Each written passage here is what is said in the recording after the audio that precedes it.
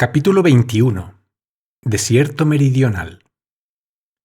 El segundo Topamí tomó el control del desierto del sur, estableció su tienda en un bello oasis y se puso a pensar en la forma de gobierno que más le convenía.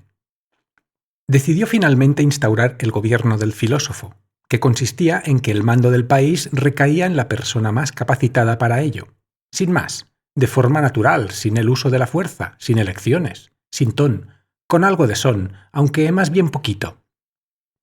Reunió a los moradores del desierto al gran acto de presentación del nuevo gobierno del desierto del sur. Decidió construirse un palacio filosofal para albergar semejante evento. Para ello, al igual que su compañero Adelaido III, contó con la colaboración de una anciana simpatizante. De hecho, se trataba de la misma anciana, la cual era harto conocida por simpatizar a diestro y siniestro. Cuando el hermoso palacio de mármol y barro estuvo terminado, el segundo Topamí decidió echarse una siesta, pero no lo hizo. 2 días y 83 horas después empezaron a llegar los primeros beduinos, la mayoría de ellos montados en sus majestuosos camellos. Solo unos pocos venían arrastrándose con la barbilla mientras daban palmas con los pies. Cuando estuvieron todos congregados, el segundo Topamí subió al balcón de su palacio y anunció: «¡Hola!». Los habitantes del desierto, que no estaban acostumbrados a que se les tratara así, montaron en cólera y se quedaron furiosamente dormidos. Ello representó un importante contratiempo, ya que representó un importante contratiempo. Así pues, el segundo Topamí prosiguió con su discurso. «Vaya buen día que hace hoy, ¿no? No creo que llueva demasiado, modestia aparte». Al oír las bellas palabras del Topamí, todos despertaron sobresaltados, excepto uno que se sobresaltó en despertando. «¡Dinos más!», clamaron algunos. «¡Dinos menos!», pidieron otros. «No nos digas ni más ni menos», reclamaron algunos. «No me digas», repidieron otros. «¡Anda la osa!», no dijo nadie. El Topamí, rebosante de euforia, prosiguió. «Yo soy el filósofo que tomará las riendas de este desierto. A partir de ahora, esto será el filosofado de Walgalarredun y yo seré su primer filósofo.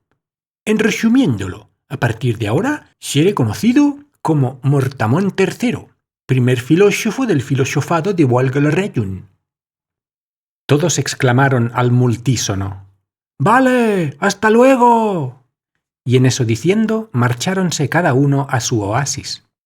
Mortamón decidió tomarse el filosofado con filosofía. Lo primero que hizo fue tomarse una hora sabática. Terminado ese lapso de tiempo, se tomó un zumo de coco, hecho a base de suculentos dátiles de manzano silvestre. Después meditó largo rato acerca del siguiente paso que debía dar. Largo rato después dejó de meditar y dio el siguiente paso que debía dar: redactar las leyes del desierto para que su flamante pueblo prosperara con paz y merengue y sus habitantes avanzaran unidos hacia la prosperidad con paz y merengue. Pero eso resultó ser un conflicto, ya que todos tenían una idea distinta de lo que era el merengue. Además, a algunos no les gustaba la prosperidad. Mortamón decidió mantener una serie de entrevistas con los jefes de las distintas tribus del desierto para alcanzar un consenso con todos ellos. Y así lo hizo. Por desgracia, cada vez que terminaba una de esas reuniones, sufría un cólico nasal debido a las causas de dicho cólico. La primera de esas entrevistas la mantuvo con Manik Uras, el líder de la tribu Meloco Uras. Mortamón le preguntó en primer lugar: «Enuméreme los principales puntos que, según usted, deberían contener las leyes del desierto». «No puedo responderle a esa pregunta», replicó Manik. «Entonces, respóndamela». «Bien». El filósofo anotó la respuesta y pasó a la siguiente pregunta. «¿Me podría usted enumerar los principales puntos que, según usted, deberían contener las leyes del desierto?» «¿Se refiere usted a los principales puntos que deberían contener las leyes del desierto?» «No», aclaró Mortamón. «Gracias por la aclaración». Mortamón tomó sus notas y pasó a la siguiente pregunta. «Según usted, ¿qué principales puntos deberían tener las leyes del desierto?» «Buena pregunta». Nuevamente, Mortamón añadió esa información a su libreta de notas y finalmente enunció su última cuestión. «¿Cómo dice?». Después de meditar un momento, Manic no respondió, con lo cual Mortamont tomó más notas y se marchó a su palacio raudo como el viento, es decir. Durante varias semanas estuvo ordenando las notas que había tomado en Melocuras. Cuando las tuvo ordenadas, las desordenó y se dirigió al oasis de la tribu de los Melocuras. Cuando llegó, se dio cuenta de que ya había estado allí, con lo que tomó notas y regresó al palacio. Al llegar, ordenó las notas que había desordenado anteriormente y fue a reunirse con los Urra-Mellow. El líder, Caga-Mellow, le recibió con los brazos oblicuos. ¿Es a mí?, preguntó Mortamont. Depende, ¿es usted quien dice ser o dice usted que es quien es?, contraatacó Caga. En realidad, aclaró Mortamont, tiene usted cara de hijo puta. ¿Me equivoco? No se equivoca usted. El problema es que no tiene ni pizca de razón. Bien, entonces haré como que no he oído ese comentario. Me parece bien que así haga usted, dijo amablemente Caga. No he oído ese comentario, indicó Mortamont. ¿Podría repetirlo? Es fantástico, respondió Caga. Realmente parece que no haya oído usted ese comentario. ¿Qué le dije?, preguntó orgulloso Mortamont. Caga tomó notas en su libreta. ¿Por qué toma notas?, preguntó el filósofo. Debería ser yo quien las tomara. Nuevamente, el jefe Caga tomó sus notas. Al verlo Mortamont, tomó a su vez las notas pertinentes sobre lo que acababa de ver, lo cual causó que el jefe de los Urra-Mellow tomara notas. Cuando 6 horas después el combate de notas hubo terminado, Mortamont se dirigió a su palacio para ordenar y desordenar las mismas. Así estuvo varias semanas, hasta que las notas quedaron ordenadas y desordenadas. Los 7 siguientes minutos los pasó entrevistándose con el resto de jefes y acumulando notas. Tanto fue así que lo acabaron apodando el Notas. Lo más arduo de su tarea fue la parte más ardua, ya que tenía la fea costumbre de hinchar sus pulmones con aire cada vez que le apetecía respirar, lo cual era a menudo. Sea como fuere, decidió redactar las leyes del desierto a partir de las notas que había tomado, lo cual le llevó también 7 minutos. Cuando terminó, se dio cuenta de que le habían salido unas leyes muy ordenadas, así que quemó el manuscrito y ordenó sus notas para proceder de nuevo al redactado de las leyes del desierto. 5 semanas después, empezó nuevamente a escribir, lo que le llevó otros 7 interminables minutos. Para su estupor, al releer el manuscrito se dio cuenta de que había vuelto a escribir otra vez lo mismo que antes, con lo que decidió quemar de nuevo el escrito. Esta vez reescribió las notas, ordenó la mitad de ellas y desordenó la otra mitad, pero fue en balde. Nuevamente volvió a escribir el mismo texto. Así que lo quemó todo, manuscrito y notas. Esta vez, en lugar de las notas, utilizó unas hojas de lechuga, pero fue inútil. El resultado volvió a ser el mismo. Así que desistió, ya que viéndose incapaz de escribir nada distinto, no tuvo más remedio que aceptar como bueno ese texto. A pesar de todo, estaba satisfecho. Solo quedaba darle un título a esas leyes. Así que se encaramó a lo alto de una palmera rabanera y se puso a pensar, mientras recogía sandías. El primer título que se le ocurrió fue Leyes del desierto.